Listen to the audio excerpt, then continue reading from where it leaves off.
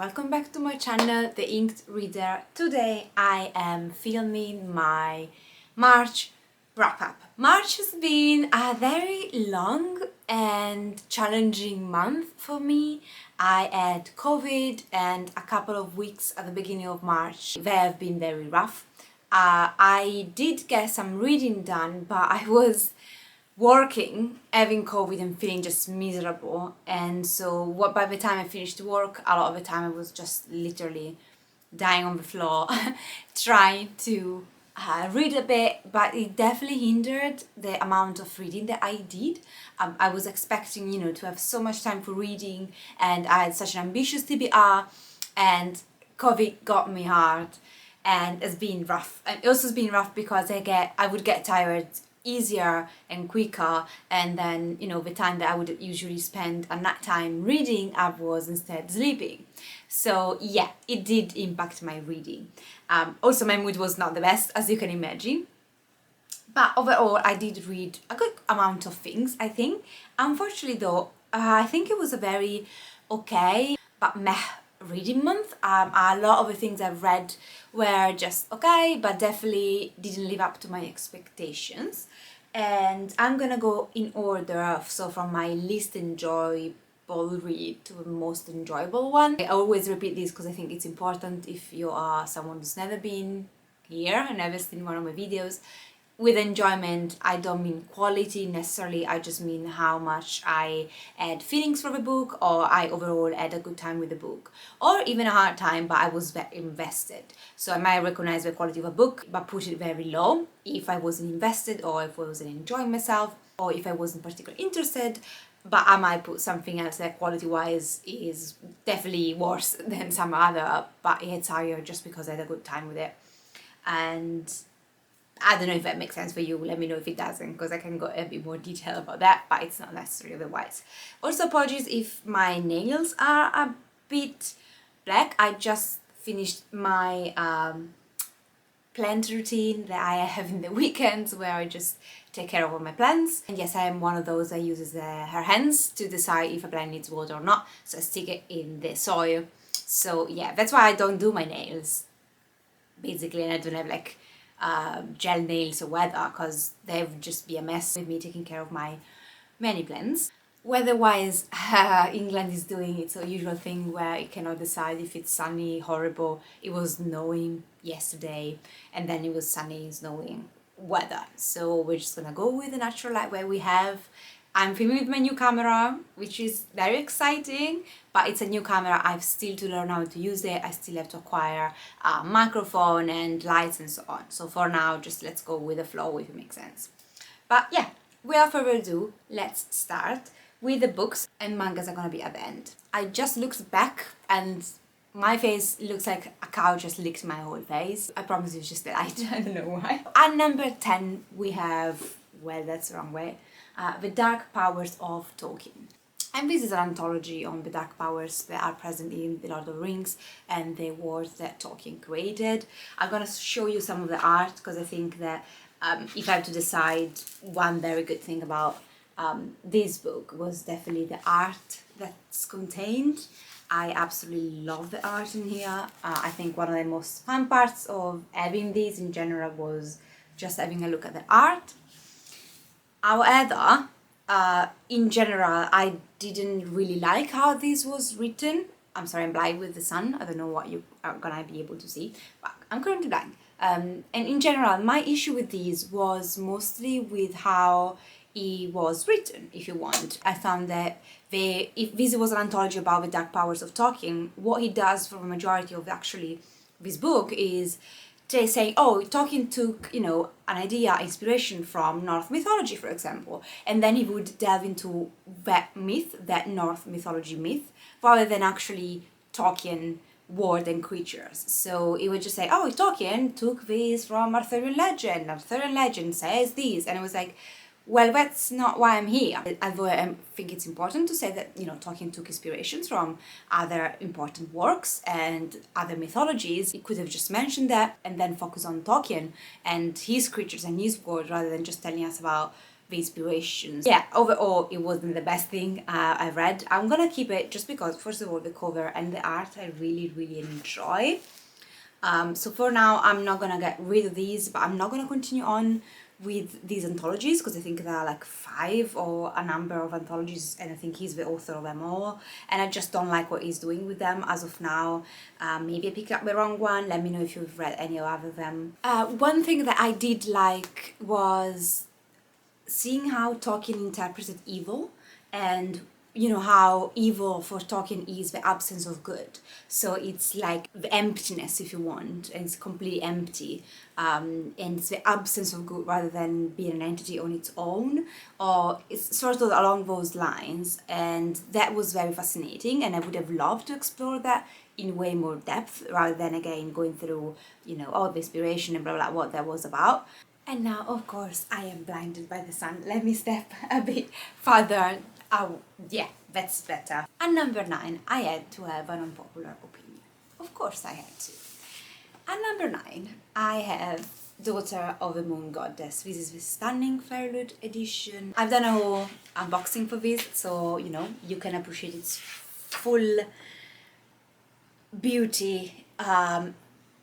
Regardless of what I'm about to say in a second, this is one of the most stunning books edition that I've ever seen. And yes, thank you, Fairloot. So this is a YA fantasy, is inspired by Chinese mythology, if I am correct. And this is the story of a daughter of a moon goddess. Her mother's been in exile on the moon throughout all her life, and then something happens, and our main protagonist, she has to flee and try and save her mother by actually going and under disguise to the kingdom of the, you know, of a king and queen that exiled her mother. So she's just basically trying to get her mother out of, you know, just being confined to the moon. And I'm just gonna leave it at that. Consider that this is a YA fantasy with an heavy element of romance. It doesn't take over the complete plot, but it's definitely constantly there or in the background. But what didn't go well with this book? This was simply very boring. This was extremely boring for me, and I am sorry. I didn't mind the writing. I found the mythology fascinating because it was new for me, so I did enjoy some parts of this. I didn't hate this book. I was just extremely bored, and if I wasn't for this Fairloot edition and the fact that, you know, I would feel very bad not reading a book that I was aiming to keep anyway, I would have probably DNF'd these. If it was a library book, or even if I purchased a normal copy of these, I would probably at one point just left it there. And that's just my personal taste. It just didn't click with my personal taste. I didn't like that this was told rather than shown. And even our main protagonist, she goes through all these epic battles, and all we get of these battles are either, oh yeah, she throws a couple of arrows and the battles are over, let's focus now on the romance and the drama, or we don't even get to even see the arrows flying, those 2 hours that fly. We are just told, oh, she's gone to so many battles, she has battled this and this creature, and it's like, show me, like, that's the action part, that's the cool part. And yeah, I didn't really like that. Also, the 2 male interests in these, they were kind of, they looked like this 2 sides of the same coin to me. They looked very similar. They were also everywhere. Literally every scene she was just doing her stuff, and then they would just pop in. And even when the author was trying to do like her, you know, she's such an empowered young woman, she can take care of herself and defend herself, then one of these 2 guys still had to be in the background just to say, oh, you were so cool. And then I didn't like that. Can you go in the bathroom on your own, or is one of them just gonna pop out? And the twists in these, I didn't necessarily call them, maybe a tiny bit, but also like I wasn't impressed by them. I was like, oh really? So I didn't like that. I thought it was very convenient one plot twist just to steer us in the right direction of, you know, who the main love interest then had to end up being, and I wasn't a big fan of that. So yeah, no, I don't think I'm gonna continue with the sequel, although said that it depends on what Fairloot does with them, because if Fairloot comes up with a sequel that's so stunning looking like this, I might just pick it up and just just because I want to own it. At the end of the day, I am a book collector. Books are something that if I'm in the room, like when I get in my studio, I am just every time having a smile on my face. And if a book looks just too pretty, I'm just gonna purchase it. That's how it is. That's just me being honest. So yeah, I ended up giving this 3 stars. I was generous with my 3 stars. I just didn't think that my low enjoyment of these was reflected in a poor quality of a book. I don't think this is a poor quality book. It's definitely YA. In a lot of tropes and things that it does, but it doesn't take away that, you know, the writing is okay, the story itself can appeal to many. So I went with 3 because it was boring for me, but I don't think it was necessarily a bad book. Then at number 8 we have Bone Shaker, and this is the first book in a quartet or a trilogy, I don't remember, and this is a steampunk fantasy where you follow 2 main perspectives. One is the perspective of this young boy and his mother. This young boy, his father was the creator of the Bone Shaker, which is this machine that drilled one day in the center of Seattle, drilled the earth and caused these obnoxious, venomous gas to be released, and if people breathe in this gas, some would die and some would turn in kind of living dead, kind of being zombies. And so the city has now been divided, and there are walls to contain these people with the Bly. It's called the Bly, I believe, contained within this inner city behind walls. And then there is the outskirts of the city, and then there is also like a war in the bigger world. So it's a bit of a mess of a world. And this boy, all his life, you know, he grew up with the aftermath of his father and what he did, and he's convinced though that something is off, that there is much he doesn't know, and then he kind of wants to redeem his father in a sense. So he decided one day to get out of the house and get in the inner city and go back to their home when, you know, her mother and father were leaving, to kind of try and find answers. And then his mother then is concerned about him, so she decides to also go after him because he has disappeared and he might be very well in danger because he's now among the Walking Dead. This screamed I Am Legend to me. It's, I don't know, like when some scene happened, I could just picture in my mind I Am Legend. I have to add that although I do read some graphic novels that are steampunk, with books, fantasy, when it comes down to fantasy, steampunk is not my cup of tea. It's not something that I love and reach out for. It's just something that I don't find particularly interesting. And this book kind of fell in that category where there was nothing inherently wrong with this book, nor with writing, nor the action, or the per se the plot. It was just not my taste. It was just not interesting for me. And another book that I would have probably put down if it wasn't that this is belonging to my fantasy TBR that I've done a year and a half ago. It's on my channel, I'll link it down below, but I wanted to kind of fill those prompts and read through all that TBR, so I pushed myself through. This was the prompt for reading a steampunk fantasy. So I pushed myself through. I just gave it 3 stars. Again, quality-wise, if you like steampunk, this might be very well for you. It wasn't for me. I won't continue on with the series, and I'm actually planning to get rid of this book. It can go to another house and be cherished. I love the cover though. I really like the cover. I think that what was luring me in at the beginning, the cover. And number 7, we have Blameless Bile. I'm not gonna say the name of the author. I keep trying though. I made a promise that I was not gonna butcher names of the author anymore, and then I keep trying and keep butchering them, and then I stop myself and cut off the part of the video. So, well. Anyway, Blameless is the 3rd book in a quintet. It takes place in Victorian era, and you have kind of like alternative history where werewolves and creatures and vampires are out in the society, at least in England, and have to co-live with them, if it makes sense. And then you got our main protagonist in the first book. She is Alexia. She has this kind of weird powers because she's used human, but the way she works is that if she touches a supernatural creature, those creatures would go back to human, as long as she keeps physical contact with them. So she's kind of like the anti-supernatural, kind of. She's got definitely a temper on herself, and she's not necessarily a warrior, but she gets involved with this supernatural just because of her powers.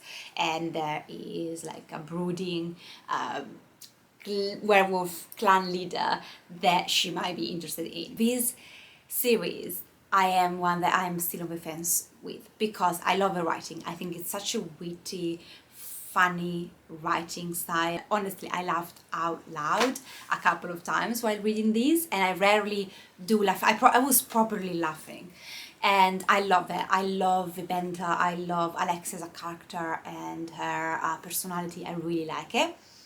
But the plot is boring. The second book ended up on a cliffhanger, and I wanted to know what would happen next. And I was excited about going to this book, and I was so freaking bored. Like, the plot is just not for me, and I don't know what to do now. I don't know if I want to just get rid of the whole series, maybe find it on audio and just continue that way. That might be probably an option that I will go for, because at the same time, for how much I can love her writing, I am someone who cares about the plot a lot when it comes down to her books, in the majority of genres, especially when it comes down to fantasy.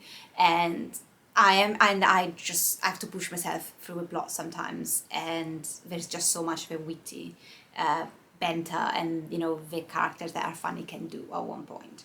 So let me know if you read through all the series, if you would suggest, you know, it gets better, continue on, because then there is the sequel, like another 3 books or 4 books, with kind of recurring characters. So there is like a follow-up series.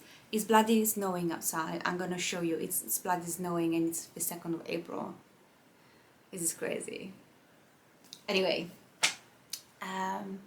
yes. Don't know what I'm gonna do with this. I give it 3.25 stars. I think it's been a theme for this month, me saying there's nothing wrong with this book. It was just very boring personally for me. It's just not my cup of tea, my thing. So far we got, you know, on 4 on 4. So yeah. Do you see that? That's snow. It was sunny until a second ago, as you could have seen. I wanted you guys to bear witness to the craziness that living in England is. Okay, at number 6, we have the first book I finished in the month, which was The Little Friend by Donna Tartt.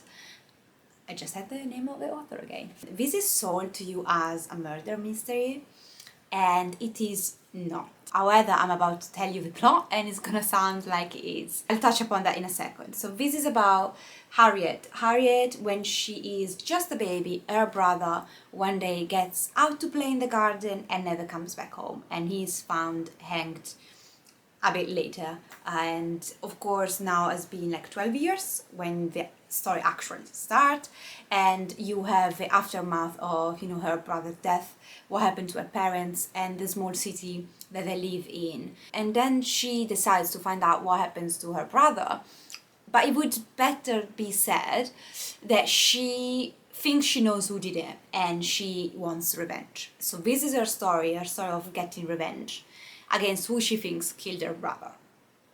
So it's not a murder mystery, and I don't want to spoil anything, but I'm basically just gonna say that this does the same exact thing that Donna Tartt in the Woods does in the end.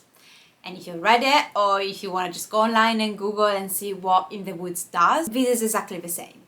And I also have to say that this was very much a too long of a novel, and it had a very exciting start, and I did like the ending. I mean, not like the ending, but I respect the ending. I think Tartt did something that was very much, it could go very wrong, and I think this is such a low rating on Goodreads, and because many people hated that, and I understand why they hated that, but it still took courage to say, this is the story I want to tell, I'm just gonna go with it. And I really respect her for that. I think it's a story that has nothing else I've ever read before. I'm definitely now curious to go ahead and pick up more by her. Said that, this was extremely dragging in the middle. It's another one that I thought about DNFing, and the only reason why I didn't is because, contrary to other books that you just saw before, which I had an external reason to continue on, rather than, you know, being my TBR or being part of a series or being gorgeous books that I want to keep, these, I was just intrigued by where she was going. Was I completely satisfied in the end where she went? Yes and no. Like, I couldn't have predicted where she went, so I was fascinated by the end, but I wasn't fulfilled by the end, if it makes sense. And I'm gonna read other stuff by her, and then I can tell you, skip these. As of now, would I suggest these? Not as her first book. The atmosphere that she creates, like I was feeling absolutely horrible throughout this book, and I think she wants that for you. She wants you to feel miserable. Like, that's not a good city to grow up in. That's not a happy place. And she makes you unhappy throughout this book, and she does that perfectly. So, masterfully written, I think, because it's very big and nothing happens. Literally nothing happens in this book. That's what I think. And that she still keeps you on the pages, but nothing happens. And the end, it's frustrating. Let's just say that. I give this 3 stars. Because again, the plot for me does have a lot of impact. We just didn't have one that was satisfying, but it was a very well done character-driven story, and you delve a lot into this character. At number 5, we have How High We Go in the Dark. This is a recent release. It's a sci-fi that does read a bit like a literature fiction in a sense, and it's a collection of short stories that interlink with each other. I think people said, that in the end they will just come together, and I can see why they say that, but I don't agree necessarily. I think they just have a thread throughout, not only because this is basically short stories about these people and how these people are impacted and living through a pandemic. It's not coronavirus, it's not COVID, but it's similar virus with a higher mortality rate than COVID had, and is kind of apocalyptic situation basically on the planet, if you want. So for someone who doesn't really like or usually reach for short stories, this was still a win. I read this very quickly and I did enjoy. I think writing style again was what kept me there. I was fascinated also where this was going. However, it was a bit of bad timing because I literally finished to read this the day before I tested positive for COVID and started being sick. So this kind of just made me a bit afraid of what's happening next? Am I gonna die? That was, bad timing on my part.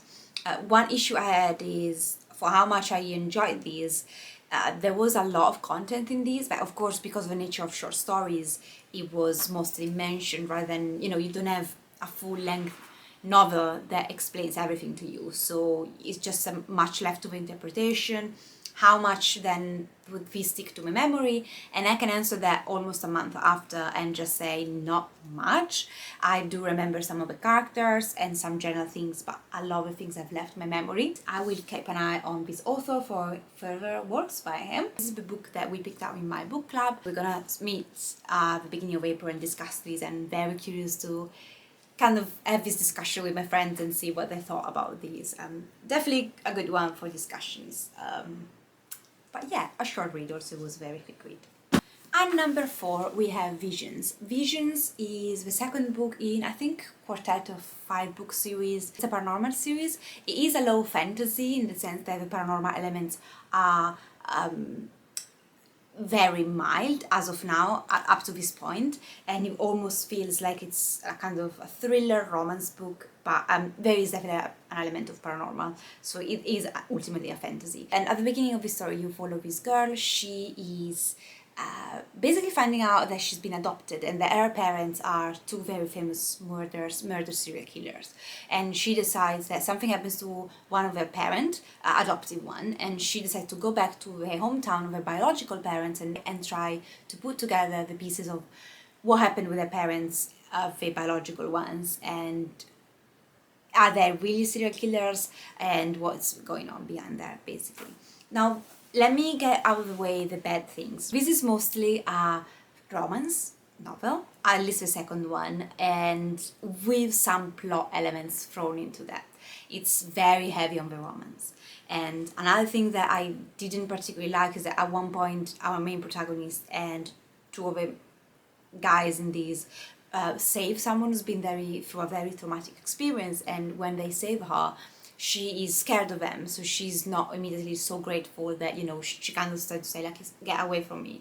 And the 2 boys get so overprotective of our main protagonist and treat this poor girl as being through something just horrible, and just say, oh, you're so ungrateful, our main protagonist, she just risk herself to come and rescue you, how you behaving like that. And I thought that was absolutely horrible. Again, it's the issue of these male thing where they just, you know, they need to shit on other people always to make our main protagonist look better, and I just don't like that the author did that. And also I do dislike how, you know, our main protagonist and how the boy is always like, you know, it's kind of like, you know, she's that special girl trope, if you want. It gets on my nerves, at least a tiny bit.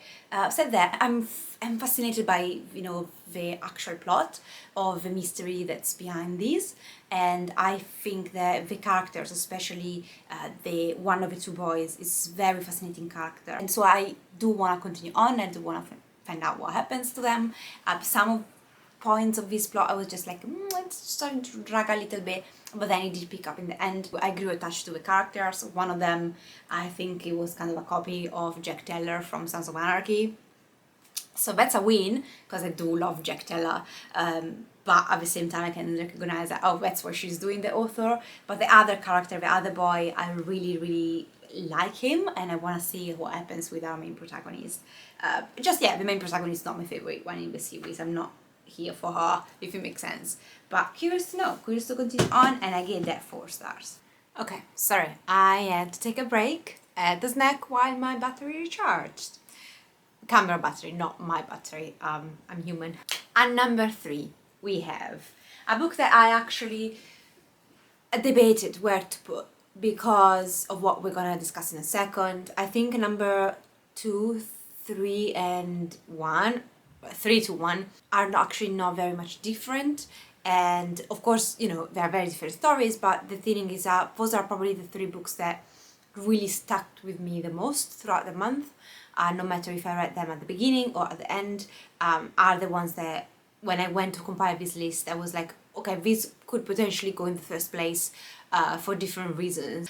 So just bear that in mind, that there is no big difference in terms of how much they have impacted me for different reasons. So number 3, I decided to put Asking for It. So Asking for It is a contemporary novel, and it's the story of this girl. She's very popular, and then one day at a party she gets intoxicated and she is raped. And what happens though is that when this comes out, the town kind of doesn't believe her story and they try to protect the rapists. That's the gist of it. I think it's very important to say, because at the back it doesn't say, just to say, you know, oh, she was a perfect girl, and then she goes to that party, something happens, and her life then is ruined. And I think if you don't know, because there are no trigger warnings at the beginning of this book, you could potentially set up yourself to be re-traumatized or to be very much triggered. So it is important that people know what this is about.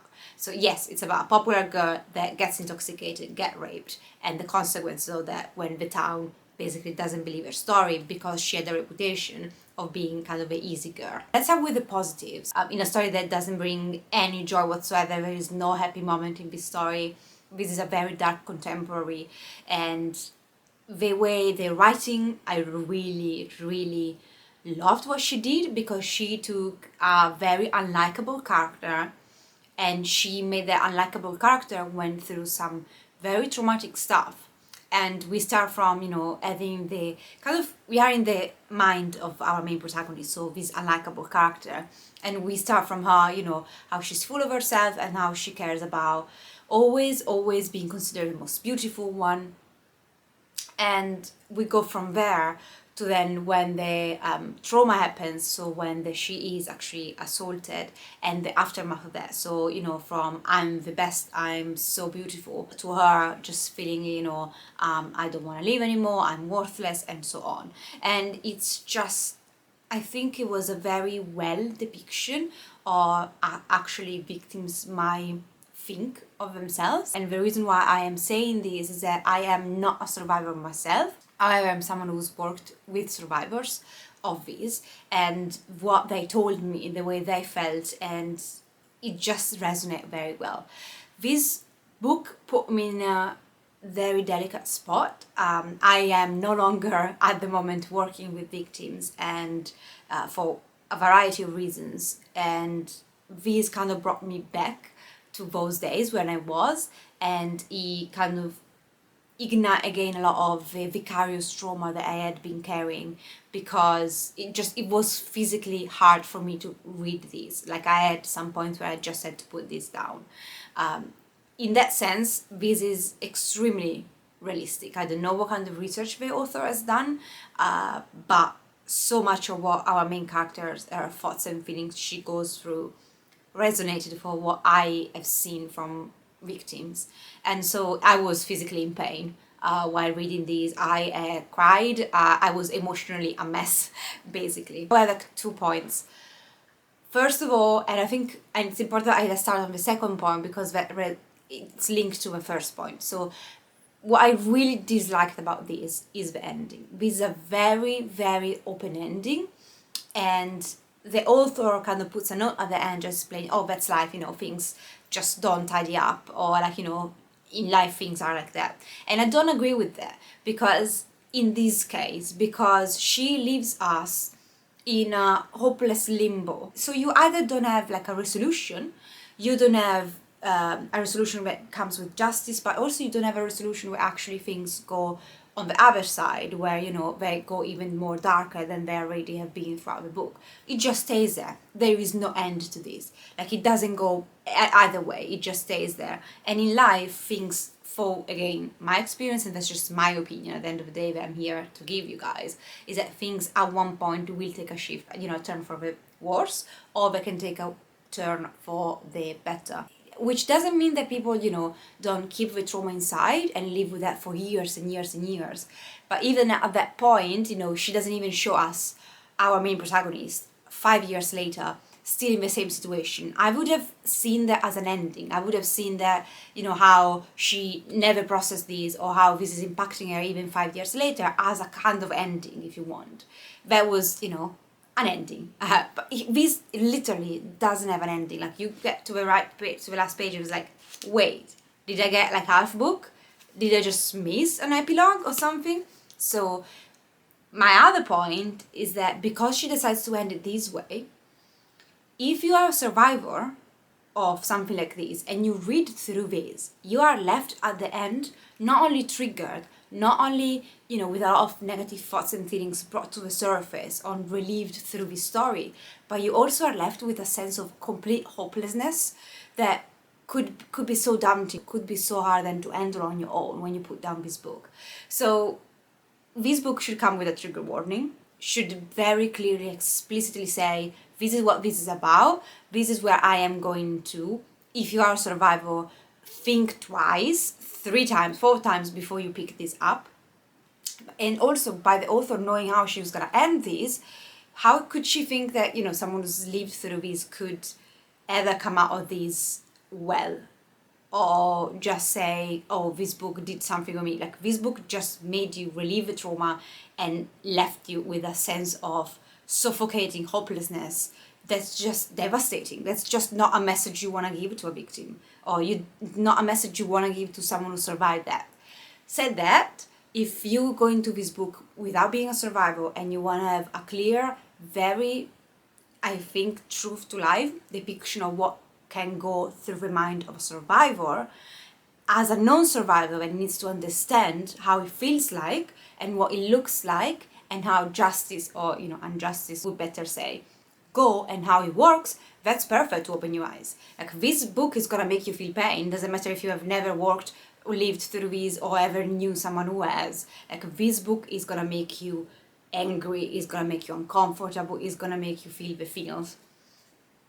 And if it doesn't, wow, I'm just gonna leave it there. So I do appreciate that, in the sense of making people realize what it is like, or what it might look like for some people, how devastating, how injustice, how even the aftermath, and how people can be non-understanding, mean, and the feeling that this brings, not only the attack itself, but all that happens after.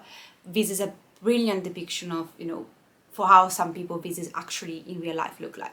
If you're a survivor, this is not for you. So I did appreciate a lot of what this book is doing, but I do think that there is a lot that this book should have done and it doesn't do. So I ended up giving this 4 stars, and I could go on and on and on about these, but I'm just gonna leave it at that.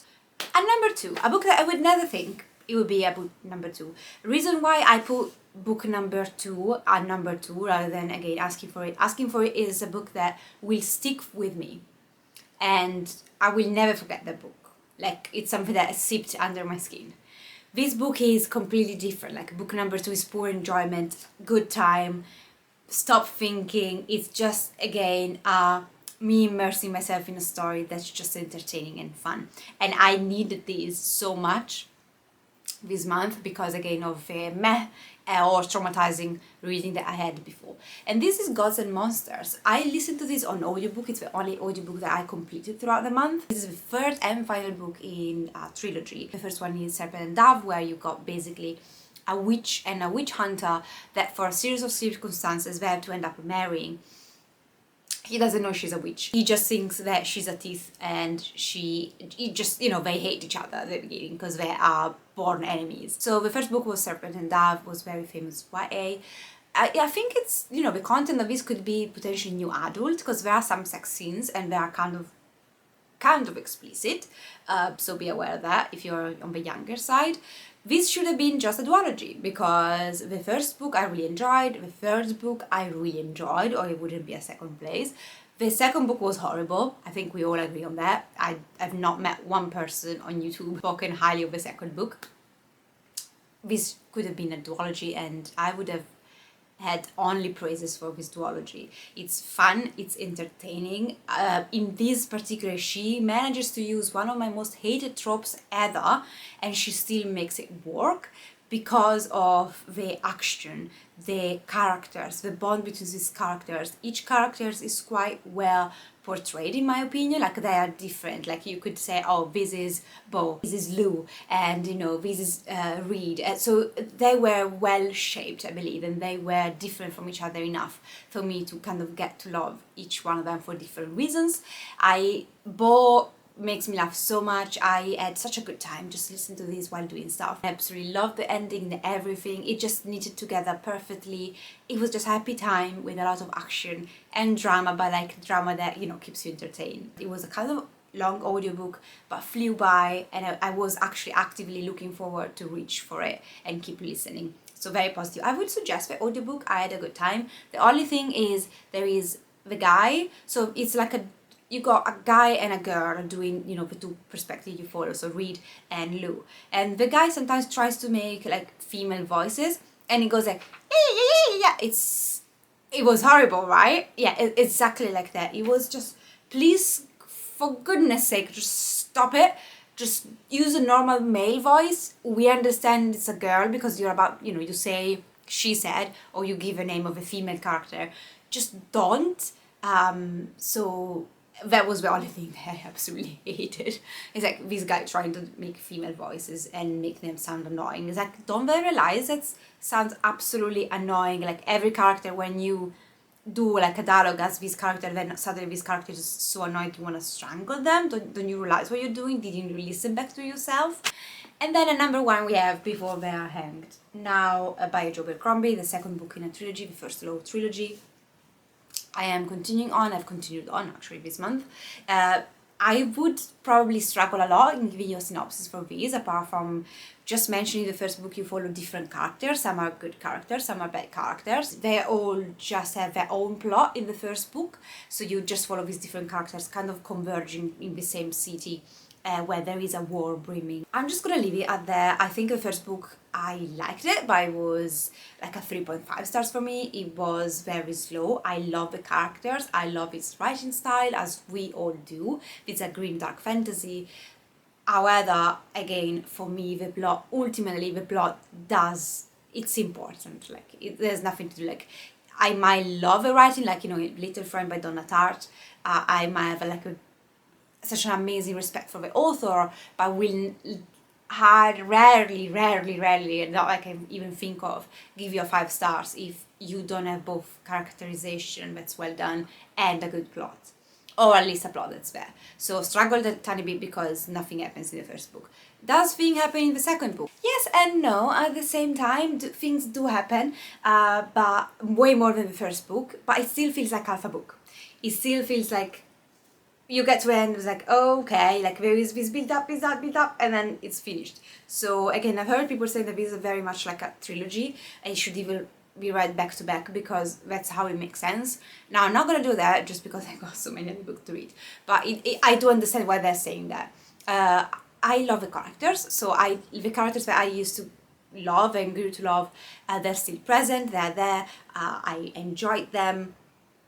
I enjoyed seeing how their characters are evolving, although one of my favorite one, I think it kind of went in the back a bit.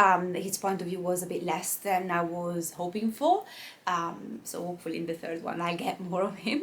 And yeah, I do like it. The only thing I have to say, it's a bit cheeky thing to say, but there is a lot of sassy writing, sassy dialogues in these. And some of the sassy dialogues I had read before.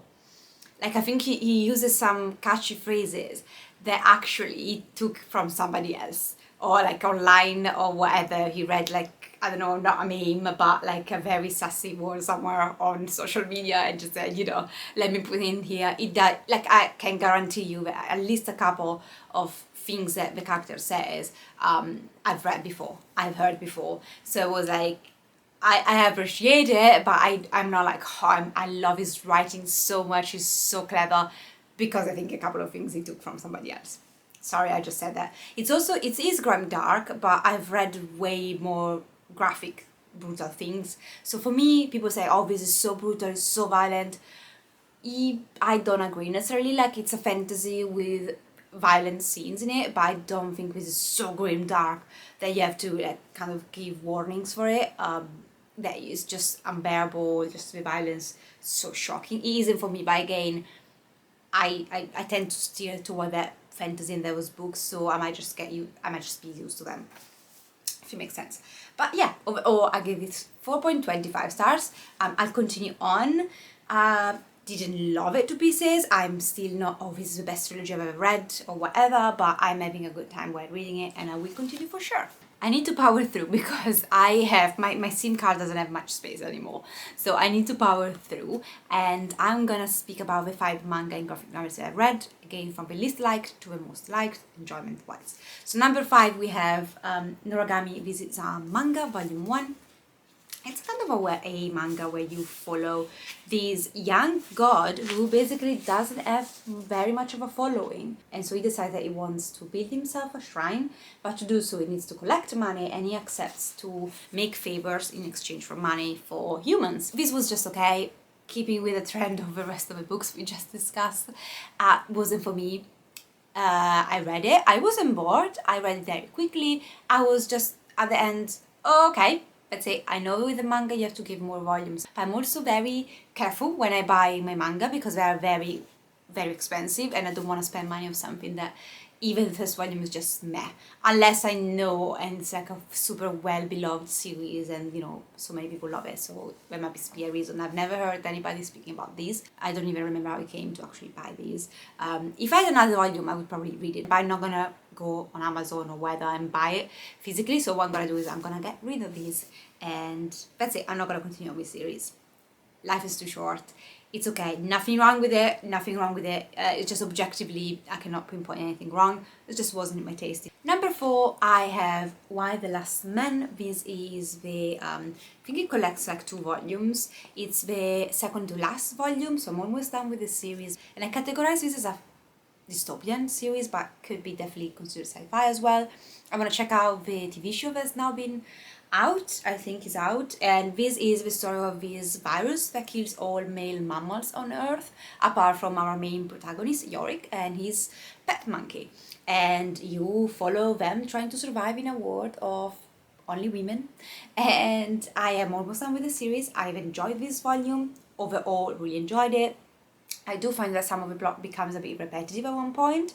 Like, what happens in the story, it's very similar, some from issue to issue, some issues at least. So I found it sometimes like, okay, this is happening again. Fair enough, let's have more adventure of the same type. Just a very small complaint, if you want to call it that, just something I've noticed.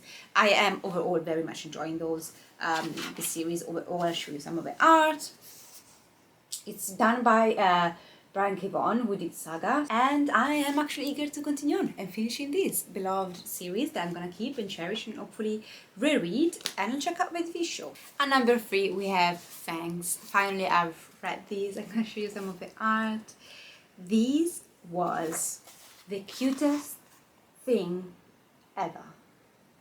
Like, this was definitely one of the highlights of the month, in the sense that I love this so much. It's just so cute, so heartwarming. This is a slice of life of the, you know, the meeting and the start of this love between a werewolf and a vampire. And this managed to be funny and at the same time be a very clever parody of modern society and of fantasy genre with vampires and werewolf in it. It depends on what kind of humor you like. For me, this worked. It was so cute and just, I had a good time. I read this in half an hour and I was just like, I'm gonna reread these a bunch of times. I'm gonna cherish these. It's just a cozy, heartwarming, and that makes you smile read that I would definitely suggest. The only reason why it's not up, it's higher up, is because actually it's just very short story, if it makes sense. And number 2 we have Adventure Time, Volume 5. Listen, this is Adventure Time, right? So the art is perfect. I never watched the cartoon. I always digested Adventure Time in this format. Just, it works for me. I love it. I found it so hilarious. Bear in mind that if you get these volumes and you read through them, there is always in very light ink at the bottom the author adding like some funny stuff or some cheeky stuff. Keep this in mind, because at the beginning I was like, what is this? And then I realized that I had not read those and I had to go back and reread them. I love this. This is just the perfect good time. If you are having hard time, or if you had very heavy reads, this is just the break you need. It's just that breather of, let me just have an adventure time where it's just actiony and just so silly and funny. A good time. I am a sucker for things like this, series like this. It's just what I reach out for between heavy reads or between like fantasies, or whether I need that relief read, if it makes sense, or in this case a graphic novel. The art is just, the color palette, everything works perfectly for me, and I give this 5 stars. Number 1 we have no surprise, probably Berserk, Volume 2. Now these it was a very tough month in sense of trigger warnings and content.